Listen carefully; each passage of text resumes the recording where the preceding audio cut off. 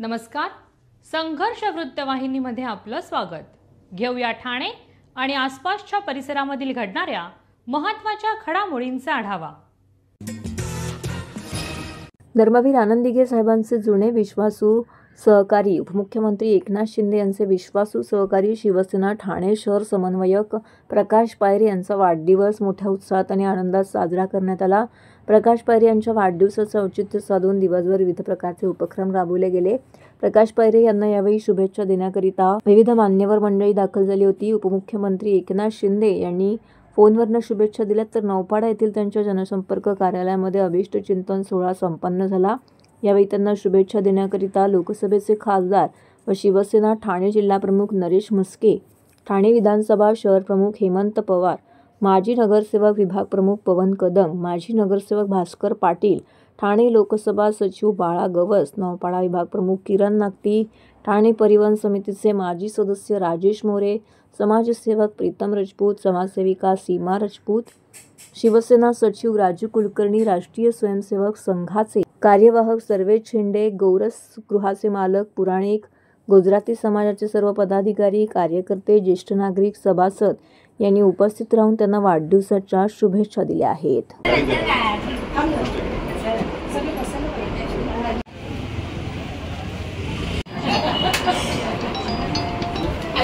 दिसतच नाही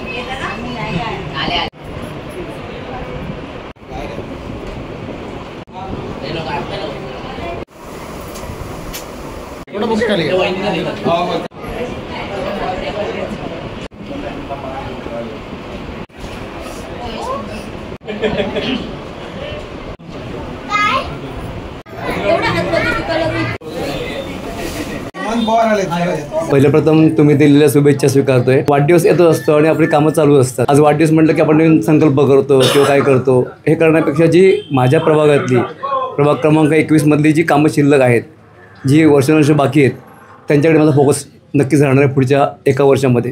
चिखलवाडीतला कायमस्वरूपी असलेले प्रॉब्लेम, जिथे पावसाने पाणी भरलं की कायमचं पाणी तुंबतं आणि कायमचा प्रॉब्लेम आहे, तो एक प्रॉब्लेम असेल, किंवा रामबडतोडचा नाल्याचा प्रॉब्लेम आहे, ते कायमस्वरूपी पाणी तुंबतं, ते काही प्रॉब्लेम मी सॉल्व्ह पण केले. असे जे मेजर प्रॉब्लेम आहेत ते आम्ही हातात घेतलेले आहेत आणि ते पूर्ण करायचा प्रयत्न मी करतो आहे. नौपाड्यातल्या जवळजवळ 25 बिल्डिंग अशा होत्या ज्यांना गॅसची पाईपलाईन मिळाली नव्हती, त्या पूर्ण करण्याचा मी संकल्प केला आहे आणि मेजर बिल्डिंगमध्ये आता काम चालू पण झालं. आपण गेले 30 वर्ष उपक्रम, ते वया वाटप असेल किंवा स्वस्त धान्य असेल किंवा कॅम्प मेडिकल कॅम्प असेल, हे आपण दरवर्षी करत असतो. त्यात नाविन्य असं काही नाही. पण माझे आता ज्येष्ठ नागरिक कार्ड आहे किंवा जे बाकीचे जे कार्ड मिळतं, आधार कार्ड असेल, आधार कार्ड अपडेट करणं गरजेचं आहे. सध्या काय होतं, 5 वर्षांचं जर आधार कार्ड अपडेट नाही केलं तर तुम्हाला ते होत नाही. तेव्हा मी कॅम्प लावला होता, आता 2 चौपट लावला होता, जवळजवळ 300 लोकांनी त्याला फायदा याचा घेतला. तसा कॅम्प मला आता लावायचा आहे. त्यात मी सगळी कार्ड जे असतात, लोकांना ज्येष्ठ नागरिक कार्ड लागतं, आयुष्यमान कार्ड लागतं, हे सगळी कार्ड्स तुम्हाला एकाच ठिकाणी एकाच वेळी मिळतील असा मी एक प्रयत्न करतो आहे पुढच्या महिन्यामध्ये. निवडणुकीसाठी संकल्प करणं मला पटत नाही. संकल्प असा असावा जो लोकांच्या फायदे असावा. निवडणुका ह्या येतच जातात, त्यासाठी काय वेगळं करायची गरज नाही. आणि मी तर म्हणतो, माननीय आमचे उपमुख्यमंत्री, आमचे नेते एकनाथ शिंदे साहेब आणि संसदनं खासदार नरेश म्हस्के साहेब यांनी जी कामं केलेली आहेत, ती कामं जरी आम्ही लोकांपर्यंत पोहोचवली ना, तरी आम्हाला मतं मागायची गरज लागणार नाही आहे. एवढी कामं त्यांनी केलेली आहेत. आता मागच्या 2.5 वर्ष जेव्हा शिंदे साहेब मुख्यमंत्री होते, त्यांनी अख्खा महाराष्ट्र पिंजून काढला आणि तेव्हा त्यांच्या लक्षात आलं की महिला ह्या आर्थिकदृष्ट्या दुर्बल होत्या. मग त्यांच्या वेठबिगरी असतील काम करण्यावर असेल, वीटभट्टीवर काम करणार असेल, ऊसतोड करणार असे कामगार असतात किंवा शेतावर काम करणार असतात, ह्या महिलांकडे जेव्हा काम तेव्हा त्यांना पैसे मिळत होते. अशा महिलांसाठी काय ते करावं म्हणून जी शिंदे साहेबांची योजना काढली, मुख्यमंत्री महिला लाडकी बहीण योजना, आणि त्या योजने एक गेम चेंजर योजना ती ठरली.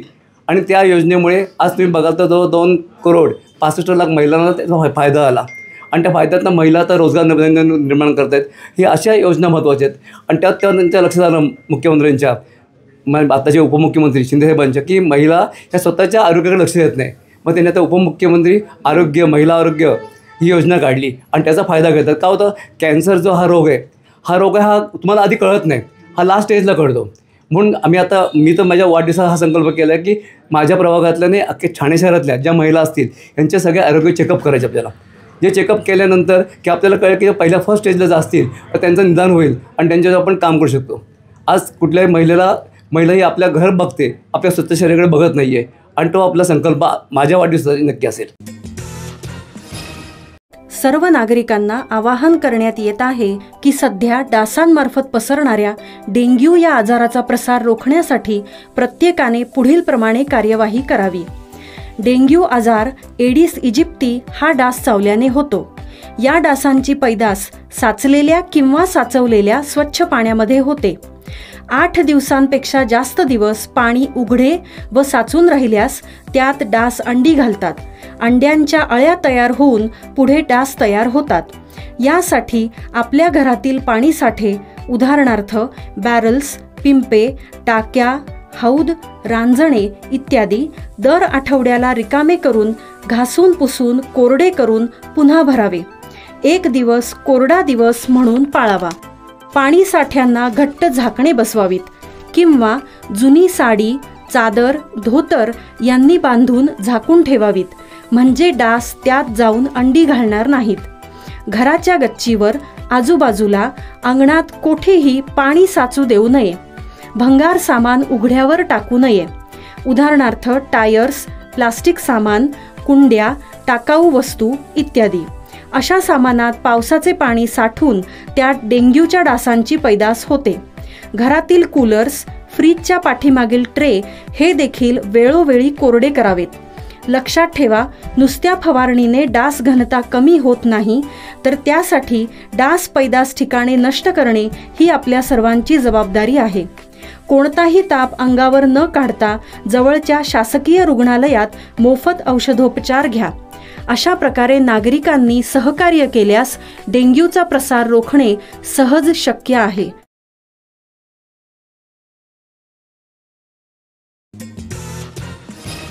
धर्मवीर आनंद दिघे साहेबांचे विश्वासू व लाडके कमू तसेच उपमुख्यमंत्री एकनाथ शिंदे यांचे विश्वासू सहकारी शिवसेना विभाग प्रमुख कमलेश चव्हाण यांचा वाढदिवस मोठ्या उत्साहात आणि आनंदात साजरा करण्यात आला. कमलेश चव्हाण यांच्या वाढदिवसाचं औचित्य साधून दिवसभर विविध समाज उपयोगी कार्यक्रमांचं आयोजन करण्यात आलं होतं.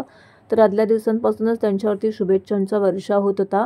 कमलेश चव्हाण यांनी महाराष्ट्र राज्याचे उपमुख्यमंत्री शिवसेना नेते एकनाथ शिंदे, खासदार नरेश म्हस्के, माजी आमदार रवींद्र फाटक यांनी त्यांना फोन करून शुभेच्छा दिल्या आहेत. तर टेंभी नाका येथील त्यांचा अभिष्टचिंतन सोहळा देखील पार पडला.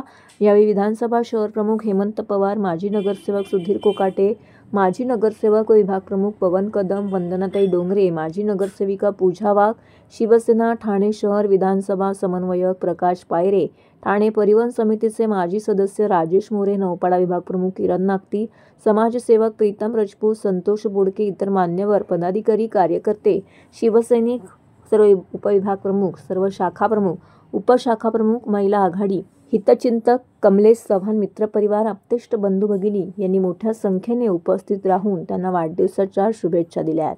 यावेळी शुभेच्छा दिल्या आलेल्यांनी phone, mobile, WhatsApp, Facebook, Instagram, Twitter यांच्या माध्यमातून शुभेच्छा देणाऱ्या सर्वांचे विभाग प्रमुख कमलेश चव्हाण यांनी आभार मानले.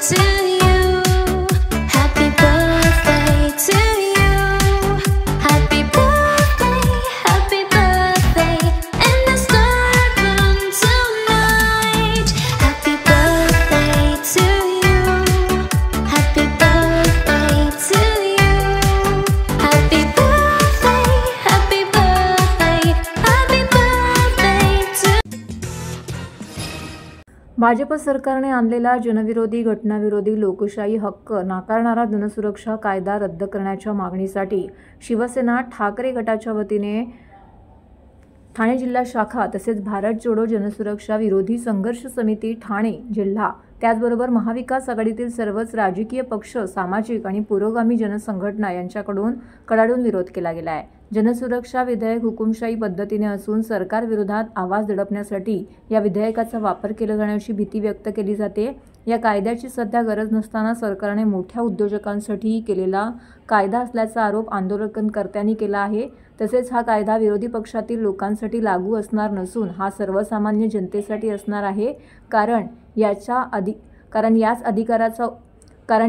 अधिकाराचा उपयोग करून नागरिकांना सत्ताधारी आपल्या बाजूने ओढण्यासाठी काहीही करू शकतात। यासाठी जनसुरक्षा कायद्याविरोधी संघर्ष समितीने आज राज्यव्यापी आंदोलन पुकारलं असून या आंदोलनामध्ये ठाणेकरांनी सक्रिय सहभाग घेतला आहे। यावेळी शिवसेना नेते माजी खासदार राजन विचारे, आमदार जितेंद्र आव्हाड, संपर्क प्रमुख नरेश मणेरा, भारत जोडो ठाणे जिल्हा संघर्ष समितीचे राजेंद्र चव्हाण, विशाल जाधव, नारी अत्याचार विरोधी मंचचे मुक्ता श्रीवास्तव यांसह अनेक पदाधिकारी, कार्यकर्ते यामध्ये सहभागी झालेले होते। केंद्र सरकार, भ्रष्ट सरकार, युती सरकार, या सरकारचं करायचं काय? या सरकारचं करायचं काय? कोण म्हणतो रद्द करणार नाही? कोण म्हणतो रद्द करणार नाही? मोदी सरकार हा जो महाराष्ट्रात आणला गेलाय की लोकशाहीची गळचेपी करण्यासाठी आणि मुळात तुमचा आंदोलनाचा अधिकार काढून घेण्यासाठी आणण्यात आलेला आहे। अशा प्रकारचाच कायदा 1917 साली रोहलॅट ऍक्ट नावाच्या अन्वये ब्रिटिशांनी भारतात आणला होता आणि तो आणल्याबरोबर महात्मा गांधींनी त्याच्या विरुद्ध आंदोलन सुरू केलं होतं। अनेक जण त्याच्यात मृत्युमुखी पावले, अनेक जणांना आपले घर संसार उधळून द्यावे लागले, पण अखेरीस ब्रिटिशांना रोहलॅट ऍक्ट मागे घ्यावा लागला। अशाच प्रकारचा कायदा स्वतंत्र भारतामध्ये या ब्रिटिशांच्या अवलादींनी आणलेल्या आहेत आणि त्याच्या विरुद्ध आपल्याला जनतेला जोपर्यंत जनता लढत नाही तोपर्यंत त्यांच्या मागण्या मान्यच होत नाहीत। आपल्याला आपल्या हक्क अधिकारांसाठी लढावं लागेल आणि ती लढाई लढू नये, आपल्या विरोधात कोणी आवाज उचलूच नये, म्हणून आज सरकारने हा कायदा आणलेला आहे। एकीकडे शेतकरी आज भाव मिळत नाही म्हणून मरतोय, एकीकडे जाती जातीमध्ये विष पेरून आंदोलनं पेटवली जात आहेत आणि या सगळ्यांचा आवाज गळा दाबायचा असेल तर मग जनसुरक्षा कायद्याचा वापर केला पाहिजे आणि त्याला गोंडस नाव नक्षलवादाचं दिलेलं आहे। नक्षलवादाच्या विरोधात आम्ही नाही तर उभा महाराष्ट्र आहे, पण आंदोलन आमचा आत्मा आहे, कारण का तो आम्हाला महात्मा गांधींनी दिलेला आहे। मग आंदोलनाचा पावित्र्य हा महाराष्ट्र, हा देश कधीच सोडणार नाही आणि त्यामुळे त्यांनी कितीही प्रयत्न केला, कितीही जणांना जेलमध्ये घातलं तरी आंदोलन या आत्म्याला, या आमच्या शरीराला आम्ही मरू देणार नाही। महाराष्ट्र, मग तो संयुक्त महाराष्ट्राचं आंदोलन असो, गिरणी कामगारांचं आंदोलन असो, मथाडी कामगारांचं आंदोलन असो, पण आंदोलनाच्या माध्यमातून महाराष्ट्र जिवंत राहिला आहे आणि महाराष्ट्र जिवंतपणे मरू इच्छित नाही। त्यामुळे या जनसुरक्षा कायद्याला मनापासून आपण सगळ्यांनी विरोध करूया अशी विनंती या ठिकाणी मी करतो।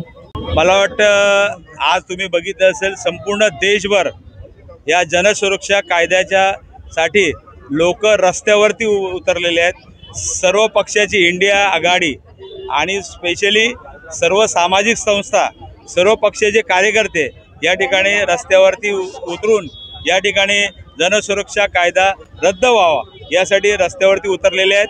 1919 साली ब्रिटिशांनी हा कायदा सेम कायदा त्या ठिकाणी आणला होता इमर्जन्सीच्या काळामध्ये आणि तो 3 वर्ष त्यासाठी आंदोलन करावं लागलं।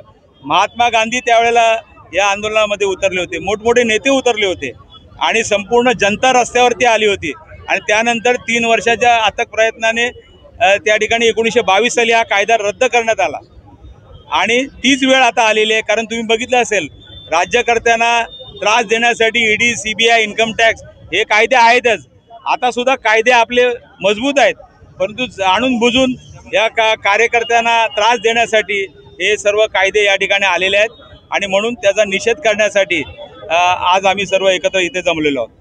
महाराष्ट्र सरकारने जनसुरक्षा विधेयक 2024 हे अंमलात आणण्याचे ठरवलेलं आहे. त्याच्या विरोधामध्ये आज महाराष्ट्रभर महाविकास आघाडीचे पक्ष, संघटना आणि पुरोगामी विचारांच्या सामाजिक संघटना, जनआंदोलनं आणि युनियन या सर्वांनी एकत्र येऊन आज महाराष्ट्रभर हा कार्यक्रम होतोय. त्याचाच एक भाग म्हणून ठाण्यामध्ये आज आम्ही हा कार्यक्रम आयोजित केला आहे. आणि या कार्यक्रमाच्या माध्यमातून सरकारला आम्हाला एवढंच सांगायचं आहे की जनसुरक्षा विधेयक कायद्याचं नाव जरी सुरक्षेचा असला तरी तो नागरिकांच्या पाठीत खंजीर खुपसण्याचा तो प्रकार आहे. लोकशाही ही फार कष्ट करून लोकांनी मिळवलेली आहे आणि ते आमचे लोकशाही अधिकार जे घटनेने दिलेले, डॉक्टर बाबासाहेब आंबेडकरांच्या संविधानाने दिलेलं आहे, ते हिरावून घेण्याचा हा डाव आहे असे या ठिकाणी नागरिकांना आणि आम्हाला सर्वांना वाटतं आहे. त्यामुळे सरकारला आमची विनंती आहे की हा जो तथाकथित जनसुरक्षा विधेयक तुम्ही म्हणताय तो मागे घ्या. नागरिकांच्या अभिव्यक्तीचा स्वातंत्र्य आहे, नागरिकांना समतेचा अधिकार, नागरिकांचा आंदोलन करण्याचा अधिकार हे तुम्ही हिरावून घेऊ शकत नाही आणि ते आम्ही रद्द केल्याशिवाय आम्ही माघार घेणार नाही असा निर्धार आज आम्ही या ठिकाणी केलेला आहे सर्व संघटना. ठाणे महापालिका निवडणुकीच्या तोंडावरती राजकीय वातावरण चांगलेच तापले असतानाच भाजपाचे नेते आणि राज्याचे वनमंत्री गणेश नाईक यांनी रावणाच्या अहंकाराचे दहन करावे लागेल, तुम्ही तयार आहात का, असं विधान केल्यामुळे नव्या वादाला तोंड फुटलं आहे. नाईक यांच्या विधानाला शिवसेना खासदार नरेश म्हस्के यांनी प्रत्युत्तर दिलं आहे. त्यामुळे भाजप आणि शिवसेना यांच्यातील वाद आता चव्हाट्यावर आला आहे. वर्तकनगर येथील भाजपा जिल्हा कार्यालयामध्ये आयोजित पक्ष बैठकीमध्ये बोलताना गणेश नाईक यांनी पदाधिकाऱ्यांना मार्गदर्शन केलं होतं. त्यावेळी त्यांनी नवी मुंबई महापालिकेत पक्षाला सत्ता मिळवून दिली, ठाण्यातही सत्ता मिळवून देऊ शकतो, पण त्यासाठी रावणाच्या अहंकाराचं दहन करावे लागेल, तुम्ही तयार आहात का, अशी विचारणा त्यांनी केली होती. या वक्तव्याला कार्यकर्त्यांकडून टाळ्यांचा उत्स्फूर्त असा प्रतिसाद मिळाला. त्याचबरोबर वरिष्ठ नेते महायुतीबाबत निर्णय घेतील, पण कार्यकर्त्यांचा सन्मान न झाल्यास मी पहिला विरोध करणारा असेन, असं सांगत नाईकांनी युतीबाबत स्पष्ट भूमिका मांडली. रावणाच्या अहंकाराचं दहन या विधानावरती खासदार नरेश म्हस्के यांनी प्रत्युत्तर दिले. रावण खलनायक का ठरला, कारण त्याने दुसऱ्याच्या पत्नीचं अपहरण केलं. नाईकांनी हे विधान एकनाथ शिंदे यांच्यासाठी अप्रत्यक्षपणे वापरले नसतील तर त्यांनी विधान स्वतःबद्दलच केलं असेल, असा टोला म्हस्के यांनी लगावलाय. रावणाच्या पावलावरती पाऊल ठेवून कोण चाललंय हे सगळ्या जगाला माहीत आहे. त्यामुळे आम्हाला जास्त बोलायला लावू नका, की राम कोण आहे आणि रावण कोण आहे असा इशाराही त्यांनी दिला आहे. त्यामुळे आम्हाला जास्त बोलायला लावू नका, की राम कोण आणि रावण कोण असा इशाराही त्यांनी यावेळी दिला आहे. स्वतःला बोलले का रावण? कुणाला बोलले गणेश? एकनाथ शिंदे साहेबांकडे अप्रत्यक्षरित्या रावण खलनायक का ठरला? त्यांनी दुसऱ्यांच्या बायका पळवल्या, सीतामाईला त्यांनी अपहरण करून त्यांच्या लंकेत घेऊन गेले, म्हणून रावण खलनायक ठरला ना. त्याच्यामुळे मला असं वाटतं की गणेश नाईक साहेब स्वतःबद्दल बोलले असतील, शिंदे साहेबांबद्दल नसतील बोलले. कारण रावणाच्या पावलावर पाऊल ठेवून कोण चाललंय हे अख्ख्या जगाला माहिती आहे. त्याच्यामुळे आम्हाला आता जास्त बोलायला लावू नका. रावण कोण आणि राम कोण, रावणामध्ये जे असलेले गुण आहेत ते कुणात आहेत हे अख्ख्या जगाला माहिती आहे. ठाणे महानगरपालिकेतर्फे दरवर्षीप्रमाणे घेण्यात आलेल्या सार्वजनिक गणेशोत्सव मंडळ आरा स्पर्धा 2025चा निकाल जाहीर करण्यात आला आहे. या आरा स्पर्धेमध्ये ठाण्यातील शिवसम्राट मित्रमंडळाने प्रथम पारितोषिक मिळवले आहे, तर कळव्यातील गुणसागर नगर सार्वजनिक गणेशोत्सव मंडळाने दुसरा आणि कोलबाड मित्रमंडळाने तिसरा क्रमांक पटकावला आहे. काजूवाडी वैतीनगर रहिवासी मंडळ काजूवाडी यांना स्वच्छता पुरस्कारात प्रथम आणि राकेश खोष्टीकर श्रीरंग श्रनिवास गणेशोत्सव मंडळ यांना उत्कृष्ट मूर्तिकाराचा प्रथम क्रमांक मिळाला आहे.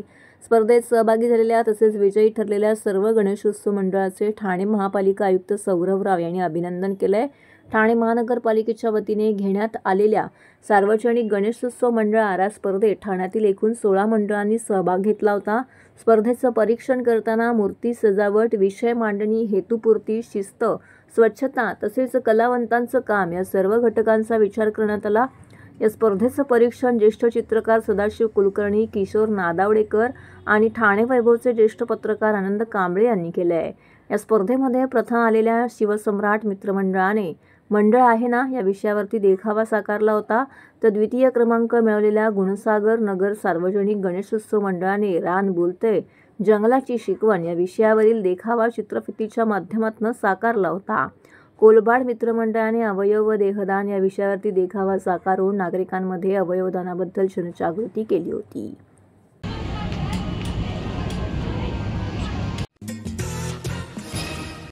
तर हे होतं संघर्ष वृत्तवाहिनीचं आजचं बातमीपत्र. उद्या पुन्हा भेटू याच वेळी याच ठिकाणी ताज्या घडामोडींसह. तोपर्यंत नमस्कार.